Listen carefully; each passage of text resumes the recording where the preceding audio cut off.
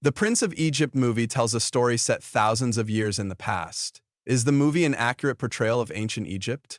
The Prince of Egypt is a 1998 award-winning animated film based on the Book of Exodus in the Bible. Set in ancient Egypt, the main characters reference actual historical figures. In this article, we will examine how life in ancient Egypt is shown in the movie to find out how closely the details coincide with historical fact. Ramses II, also known as Ramses the Great, is the main antagonist in The Prince of Egypt. He attempts to stop Moses, voiced by Val Kilmer, from freeing the kingdom's Hebrew slaves.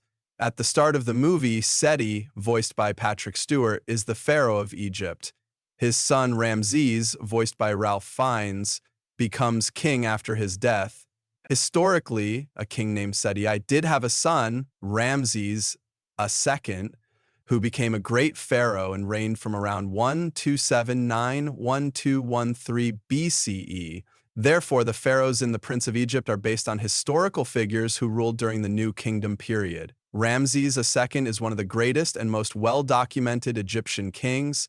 He launched many construction projects during his reign that propelled him into the forefront of ancient Egyptian notoriety. Ramses II also created the residential city of Pi-Rames in the Nile Delta. In the 21st year of rule, he established peace between Egypt and the Hittites. Although we know many details about Ramses II, his representation as Ramses in The Prince of Egypt is fictional. The Book of Exodus is viewed as a historical myth, or a story about a historical event that may have some basis in truth but cannot be used as a factual source. As Nikki Nielsen states in Pharaoh Seti I, the father of Egyptian greatness, Ramses II has a perceived link to the biblical narrative, largely a creation of Hollywood. The Prince of Egypt focuses on the emotions of the characters and the moral lessons from this biblical story. On the other hand, the animated scenes do show details of ancient Egyptian life that have some historical basis. The Prince of Egypt starts with scenes of Moses and Ramses as young brothers living in a great Egyptian palace. The temple where Ramses grows up in the movie is likely a reference to the great hypostyle hall in Karnak, one of the most illustrious buildings from ancient Egypt. Built by Seti I, the structure is supported by 134 gigantic columns supporting an expansive open-air courtyard. The hall is mimicked in the scene of Moses and Ramses chasing each other down an open hallway lined with columns in their palace. The animation in these scenes shows the vastness of the space, including colossal statues and smooth limestone surfaces that feel larger than life.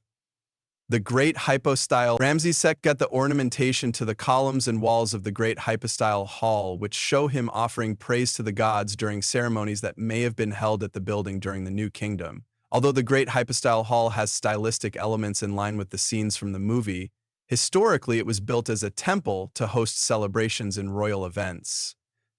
Historically, Seti I and Ramses II built palaces on the Nile River Delta, and Seti I named Memphis as his capital.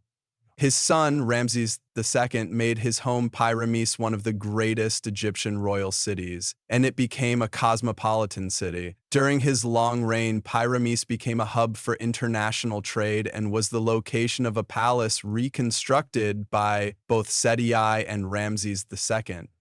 Therefore, although the palace from the movie took creative license using elements from the Great Hypostyle Hall, the historical settings where Seti I and Ramses II lived were in different locations. Chariots drawn by two horses were used extensively during the New Kingdom in Egypt, especially by the king and royal family. Moses and Ramses riding chariots through the palace is not far off from being historically accurate. The chariot was introduced during the Second Intermediate Period 1650–1549 BCE and was used by the 17th century mainly for military pursuits. By the time of the 18th century and the start of the New Kingdom, chariots were used in a greater capacity by high officials. Men and women began traveling using chariots for official royal processions and hunting. By the time Ramses II ruled, the practice of royal males using chariots for hunting and warfare was prominent.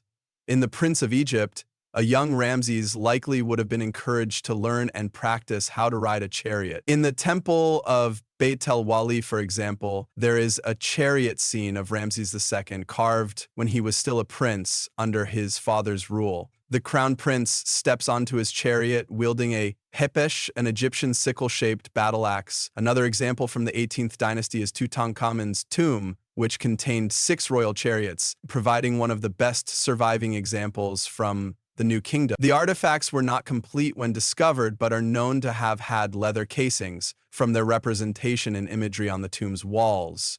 The chariots in the Prince of Egypt appear to have colored leather casings similar to the tonneau leather fragments that can be found in the Egyptian Museum in Cairo. Scenes in the Prince of Egypt focus on slaves building Egypt's great temples while enduring terrorizing treatment, but the history is more complicated.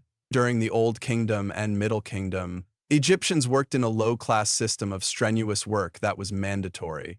The Prince of Egypt is set in the period of the New Kingdom, where it was common practice to purchase or rent slaves on the economic market and from military campaigns.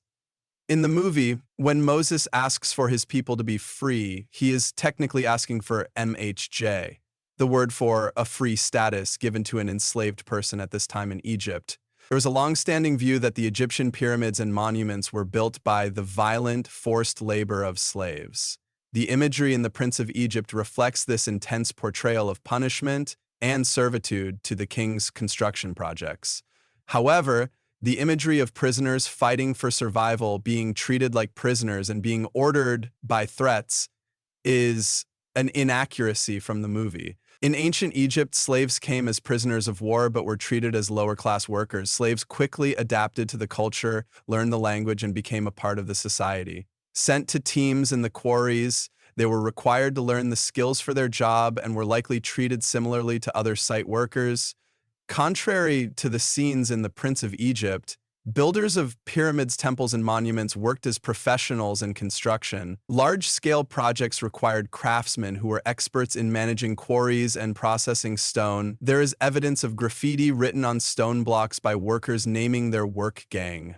Ancient Egyptians had social roles they were required to fulfill, and even the craftsmen did not technically have freedom because they served the king.